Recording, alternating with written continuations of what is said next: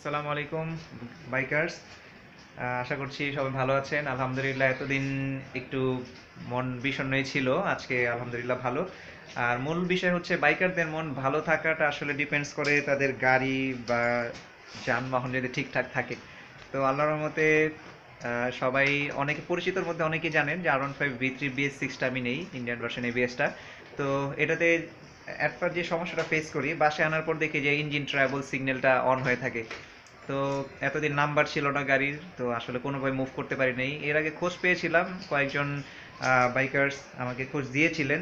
তো at last খোঁজ পাই এবং এখন যেই সার্ভিস স্টেশনে আসি, দেখতে তো পাচ্ছেন এটা সার্ভিস স্টেশনে আছি এবং এটার নাম হচ্ছে এক্সপেক্ট মোটো। এবং এটার লোকেশনটা আমি জানিয়ে দিচ্ছি। তো যেটা বলছিলাম যে মূলত যে সমস্যার জন্য আসছিলাম সেটা হচ্ছে, আমার বাইকটা দেখাই।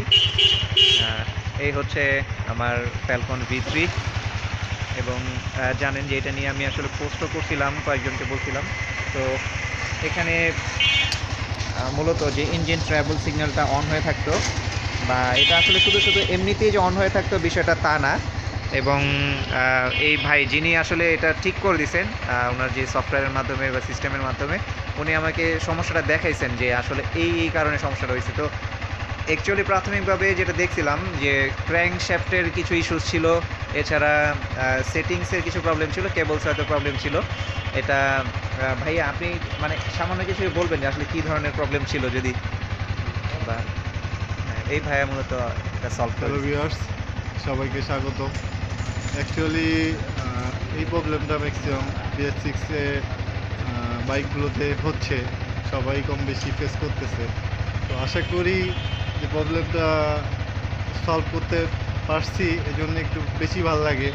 প্রবলেমগুলো আসলে ক্রিয়েট হয় বিভিন্ন কারণেই। বিশেষ করে দেখা যায় ইঞ্জিনের সেটিংসের কিছু প্রবলেম থাকতে পারে, এই কারণে হয়ে থাকে। ইনস্টলমেন্ট সেটিংয়ের প্রবলেমের কারণে হতে পারে, বিভিন্ন ইস্যু আছে।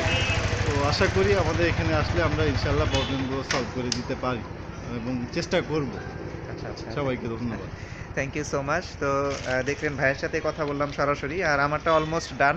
এখানে আর ছোটো একটা কাজ ছিল, এটা ওনারা সলভ করে দিচ্ছেন। আর ওনাদের যে সার্ভিস স্টেশনটা হচ্ছে এটা ঢাকা উদ্যানের ব্লক নাম্বার ডি এবং রোড নাম্বার 4, ঢাকা উদ্যান হাউজিং এস্টেট নামে পরিচিত জায়গাটা। এবং আমি লোকেশনটা আবার একটু বলে দিচ্ছি, ডিসক্রিপশন বক্সে অ্যাড করে দেওয়ার চেষ্টা করব, তবে লোকেশনটা একটু নিয়ে নেন। এখানকার যে চিফ অপারেটিং অফিসার আছে ওনার নাম হচ্ছে পারভেজ ইমদাদ ভাই। এবং দোকানের লোকেশনটা হচ্ছে দোকান number 324, plot number 26, road number 4, block D, Dhaka উদ্যান হাউজিং, মোহাম্মদপুর, ঢাকা 1207 এখানে। আর এখানে আসতে পারেন, সার্ভিস করায় অনেকেই। এখানে আসলে ক্যামেরাটাতে উল্টো দেখাচ্ছে, আয়নাতে যদি মোবাইলটা ধরেন তাহলে এটা ঠিকঠাক করে দেখাবে। ইউজুয়ালি ভার্সন 3 সার্ভিসগুলো মানে প্রিমিয়াম সেগমেন্টে যে বাইকগুলো আছে 1000 টাকা নিচ্ছেন ওনারা।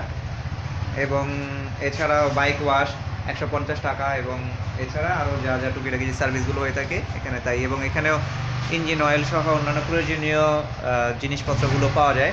মূলত আমি আসছিলাম আমার বাইকের এই ইঞ্জিন ট্রাভেল সিগন্যালটা যে শো করে R15 V3-তে, এটা সলিউশনের জন্য। তো এসে ওনাদের বিহেভিয়ার এবং সার্ভিস দেখে খুবই ভালো লাগলো। এই জন্য চাচ্ছিলাম, যেহেতু আমার পরিচিত অনেকেই এই সমস্যাটা ফেস করছেন, ওনারা চাইলে এখানে এসে এটা সমাধান করতে পারেন। এবং এটা অ্যাকচুয়ালি ডিপেন্ডস করে, তবে মূলত তারা 250 টাকা থেকেই স্টার্ট করে থাকেন। এটা ডিপেন্ডস করবে আপনার বাইকে বা আমাদের বাইকের মধ্যে কী প্রবলেম আছে তার উপরে। তো এটা কম বা বেশি ভ্যারি করতে পারে, সমস্যার উপর ডিপেন্ডস করে। তো এখানে আসলে খুব ভালো সার্ভিস পেয়েছি আমি, আলহামদুলিল্লাহ আমি খুবই খুশি। আর থ্যাংক ইউ সো মাচ সবাইকে ভিডিওটা দেখার জন্য। যাদের প্রয়োজন হবে আমি লোকেশন এবং সব কিছু বলেছি, ডেসক্রিপশনে অ্যাড করে দিব, আপনারা দেখে নিতে পারেন। আর থ্যাংক ইউ আর লাভার্স গ্রুপকে, এখান থেকে আসলে আমি ইনফরমেশনটা পাই। তো ভালো থাকেন, সেফ রাইড করেন। Thank you so much. আসসালামু আলাইকুম।